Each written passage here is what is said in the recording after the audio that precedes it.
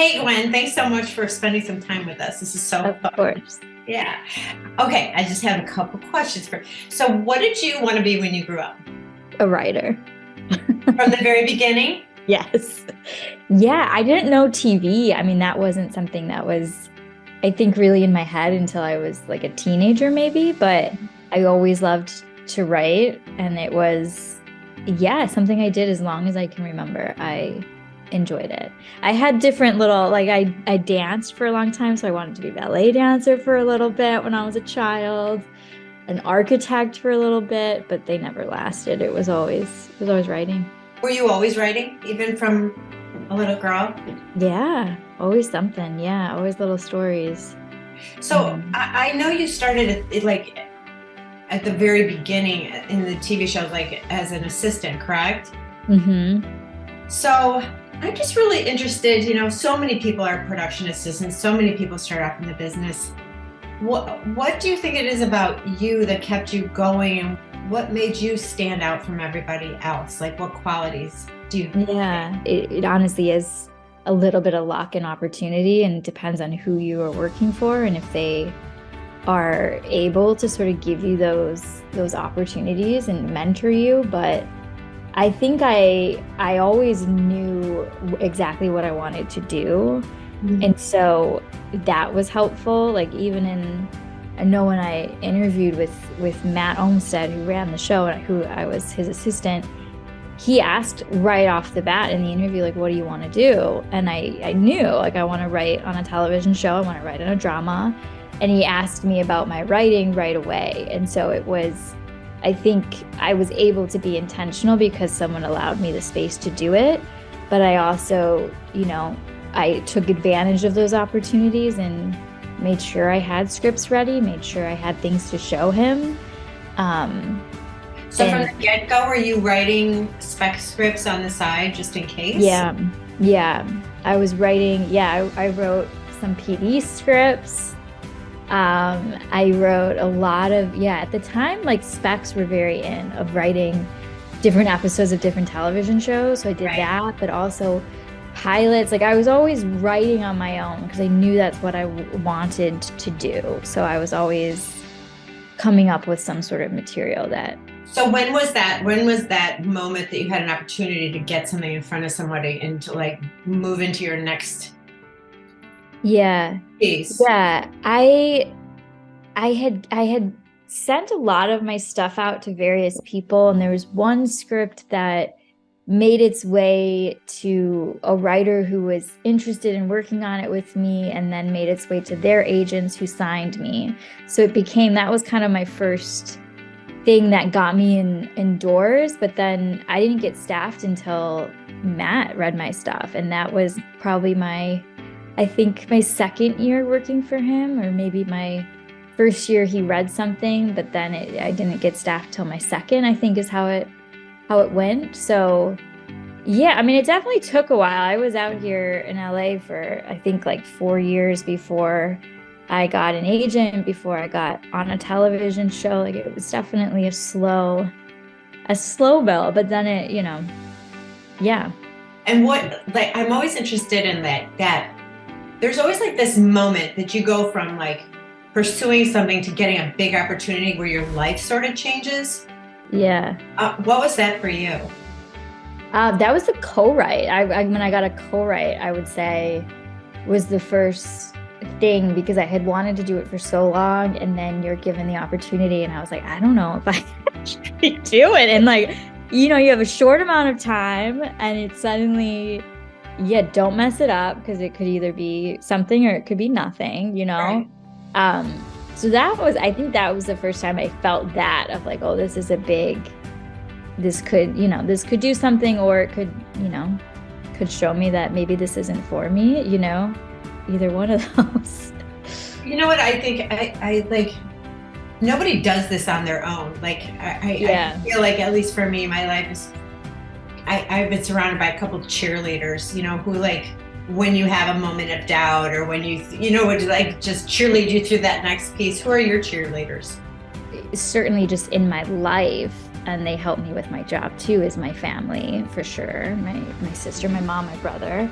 My friends, like they are always that for me. But in the job, yeah, I've had a lot of them. I mean, Wolf has been very supportive to me across the board. Matt and Rick and Gavin. I mean, so many people who have been like helpful and supportive the entire time. Yeah. What drives you? Gosh. Story. It's the part that I like. It's the part I love to do is the actual writing. And so anything interesting, like whenever there's an interesting story, that's the reason to me to do it and to be excited by it. And is the place where I find the creativity and like the desire to keep going, even when like the job gets a little difficult. It always comes back to the story. What excites you about I assume you read a lot of other writers' material, right? Yeah. Or do you? I do. I think for me, it's usually voice. It's usually like when you just right off the bat trust what they're doing because you can tell that they know what they're doing, and you can see that in usually like 1 or 2 pages. That there's just a competence there, that you are along for the ride and aren't questioning anything, which is rarer than you would think. What do you mean by that exactly? So what does that look like on the page? It's just like it's like a leanness and a muscle to it. Like you can tell that they're leading you somewhere right off the bat. There's nothing there that doesn't need to be there or isn't there without a purpose, and that they know their characters, they know their setting, and they can talk about it in the least amount of words. I think like brevity usually I'm impressed with. I don't think I'm a very brief writer. I think I get very flowery. So I like when people are just able to do it very quickly. And yeah, it's just you can tell when somebody has it, and it's sort of confidence that they know what their story is and that you're in good hands reading it. Right. What writers do you like to read? I love Donna Tartt. I love Hannah French. I just started reading I think you say it, Leigh Bardugo. She does fantasy, and suddenly I'm into fantasy because she's such a good writer.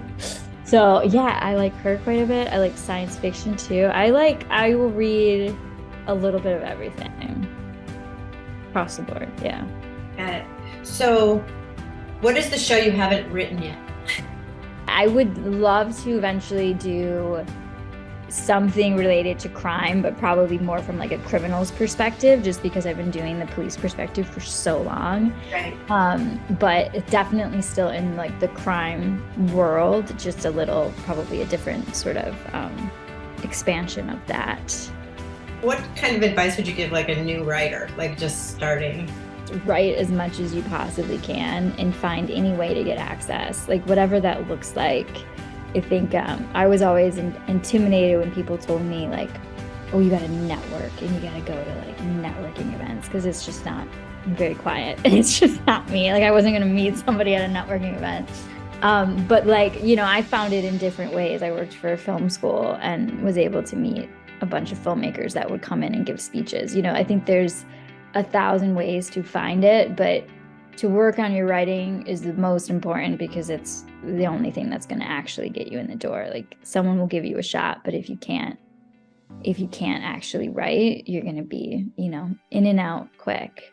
So I know you see when people did send spec scripts, like, so people wouldn't send you a script for PD. They'd send you a script like PD, correct? Yeah, they will send like pilots. So usually it will be somewhat similar, but I've also read, I'll read whatever they want to send. So I've definitely read like comedies and like, or lighter fare, and like a play a couple times. But usually it's in the vein of PD if they want to be on our show. Yeah. Okay. What are you most proud of? I'm most proud of, I think, like the whole team of people on the show, because I think like, it's been 10 years, and that everyone come to work excited and with ideas and still engaged is is a big thing, and that they're kind to one another. So that makes me very proud. And yeah, I'm proud of the stories we come up with, and that the like diversity of them, that we can come up with new things 10 years in. So yeah, those two things, the stories and the team, the people. Yeah, the people. Yeah. And last question. What do you want your legacy to be? I would like to think that I will, have written things that are, engaging, I guess is a good word. It's a wide word. And that I've been kind doing it. Those would be the two things I'd like to be able to do. Yeah. So okay, I lied. I have one last question. So a lot of people don't know what a showrunner is. Mm-hmm. What does your day-to-day look like when you? Yeah, it's always different, which is really nice.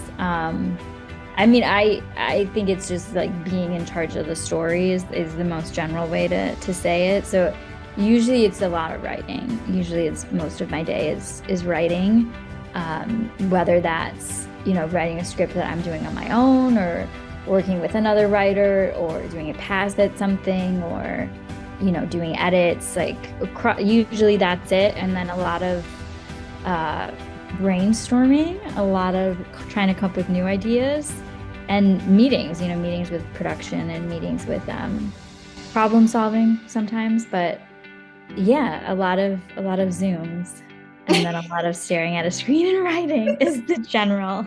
Yay. Well, okay. Yeah. So I promise that was our last question. Thank you so much for hanging out with us.